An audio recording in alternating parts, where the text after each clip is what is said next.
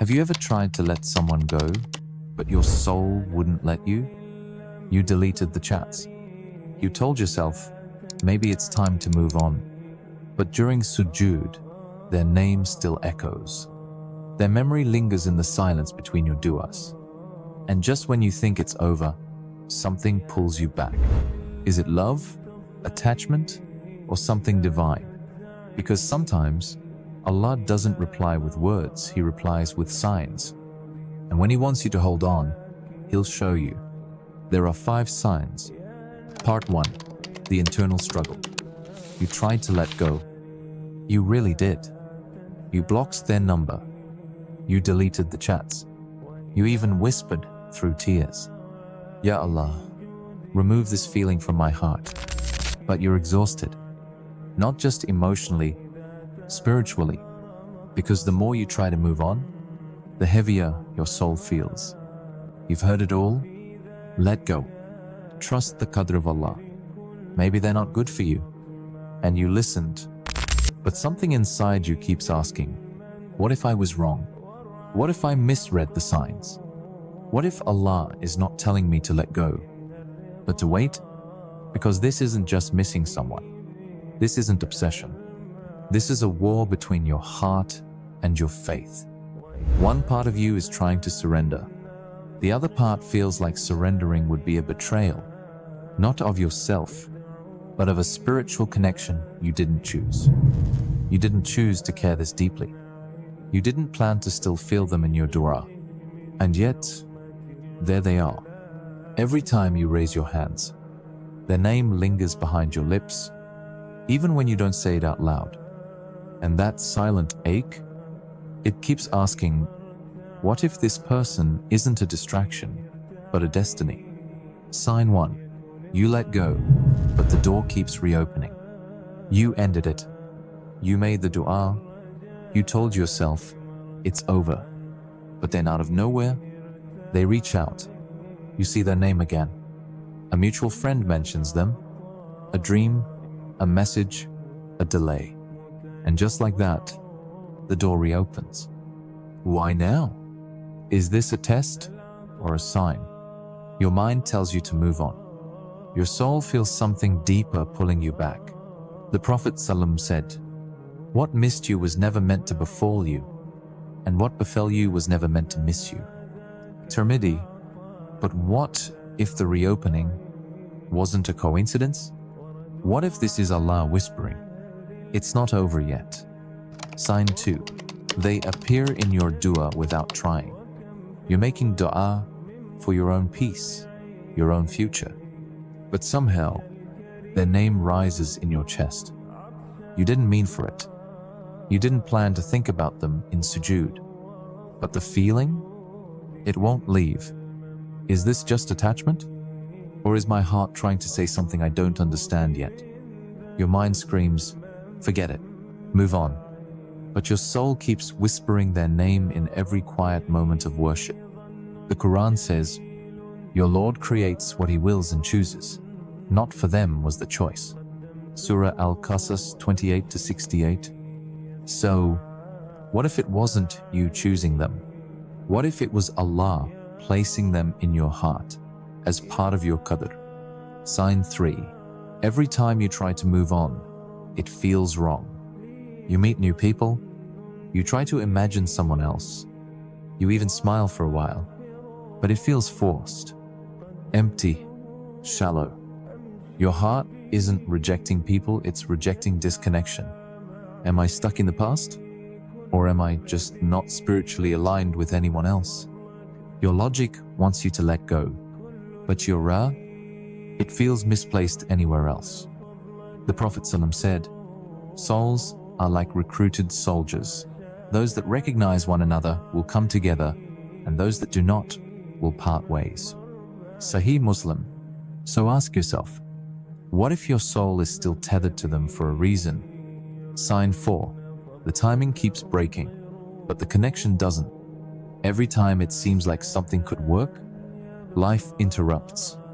Distance, miscommunication, external blocks. Something always gets in the way. And you wonder, if this was from Allah, Why isn't it easier? But despite everything falling apart, you still feel spiritually connected. You still make dua. You still sense their presence in your journey. Mind, maybe it's over. Soul, but why do I still care? The Quran reminds, indeed, with hardship comes ease. Surah Ash, Shar 94-6. So maybe the delays are not rejections. Maybe they're divine redirections. Maybe Allah is saying, not now, but still then. Sign 5. You keep growing spiritually through the pain. You've cried over this, felt lost, broken, abandoned. But look at what's happened to your iman. You're closer to Allah. You've been making more dua. You've been reconnecting with your soul. This heartbreak didn't ruin you. It refined you. Was this person the cause of my growth? Or were they the reason Allah brought me back to Him? Your mind tries to protect you, but your soul recognizes something deeper. The Prophet ﷺ said, indeed, Allah is with the brokenhearted. Tafsir of Surah Al-Inshirah. So what if their purpose in your life wasn't to break you, but to build you? And what if the very reason you still feel connected is because Allah is still writing your story? Together, this isn't just about them anymore. It's not just about the feelings, the late night thoughts, or the unanswered questions. This is about you, your growth, your surrender, your healing. You thought this connection was a detour, but what if it was the path? What if Allah allowed it not to distract you, but to return you to Him? Because somewhere between the tears, the confusion, and the silence, you found yourself waking up for tahajjud.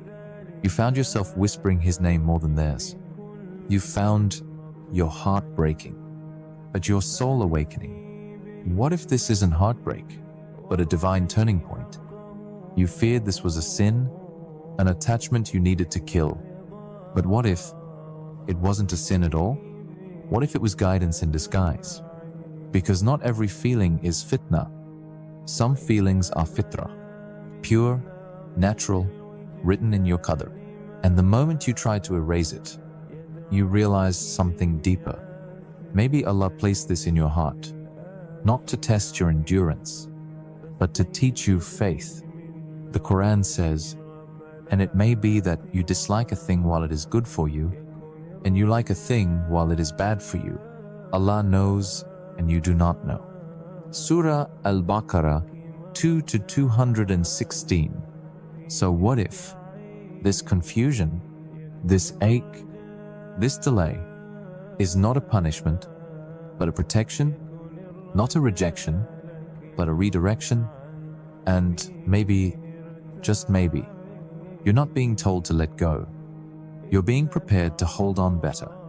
Sometimes, what feels like delay is actually divine design. You're not weak for still feeling something. You're not faithless for still caring. You're human, and your heart is a place where Allah sometimes plants what the eyes can't yet see. The Prophet ﷺ said, hearts are between the fingers of Ar-Rahman. He turns them as He wills. Sahih Muslim. So maybe the love you feel, the longing you carry, the confusion you're battling isn't a mistake. It's a message. And until Allah makes it clear, you don't need to rush the closure. You just need to stay close to the one who never confuses you, Ar-Rahman. Because when the time is right, when you're ready, when they're ready, Allah will align what is written to be. And if it's not them, then the one who's coming will fit your soul in a way that finally feels like home. Ya Allah, if this person is good for my deen, my heart, and my akhirah, then bring us together in a way that is halal, peaceful, and blessed. And if not, then remove them from my heart without pain. Replace it with something far better, and don't let me chase what was never mine. Ameen. Drop an Ameen in the comments if you felt this in your soul. And if you're still in the middle of the test, just remember, Allah doesn't forget your dua. He's just preparing the perfect reply.